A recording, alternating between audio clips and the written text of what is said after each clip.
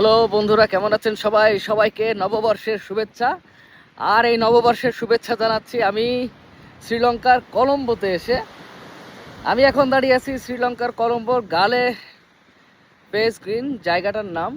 আর পাশে হচ্ছে আপনার সমুদ্র দেখতে পাচ্ছেন। যে শ্রীলঙ্কা কিন্তু পুরো এটা ভারত মহাসাগরের একদম মাঝখানের একটা দ্বীপ রাষ্ট্র। তো আমি কিন্তু সেই শ্রীলঙ্কাতে আজ সকালে পৌঁছে গেছি এবং এখানে কলম্বোতে স্টে করছি। আর দেখেন কত সুন্দর, অনেক সুন্দর, মানে আমার খুবই ভালো লাগছে। আর শ্রীলঙ্কারও আজকে কিন্তু হ্যাপি নিউ ইয়ার, যে কারণে সব কিছু বন্ধ। দেখেন লোকজনের সমাগম অনেক কম। এখন বাজে সকাল 11:30। আর 11:30টার সময় যে আমি এখানে দাঁড়িয়ে আছি, তপ্ত রোদ আর বাতাস দুটো মিলেই ভালো লাগছে। রোদও আছে আর অনেক বাতাস আছে, যেহেতু এটা সাগরের পাশে। আর সাগরের পাশে একদম খোলা বাতাস থাকবেই।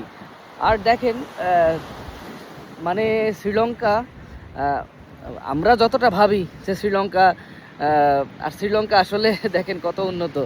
শ্রীলঙ্কার রাস্তাঘাট থেকে শুরু করে সব কিছু, ট্রাফিক রুলস, তাতে আমি দেখলাম যে কোনো পুলিশ নাই, কোনো কিছু নাই, তারপরও প্রত্যেকটি গাড়ি ট্রাফিক রুলস কিন্তু মেনটেন করছে। এটা খুব ভালো লাগছে। আর ক্লিন, ময়লা আবর্জনা নাই, এটা খুবই ভালো। দেখেন আমি একটু দেখাচ্ছি সাগরের পাড়টা।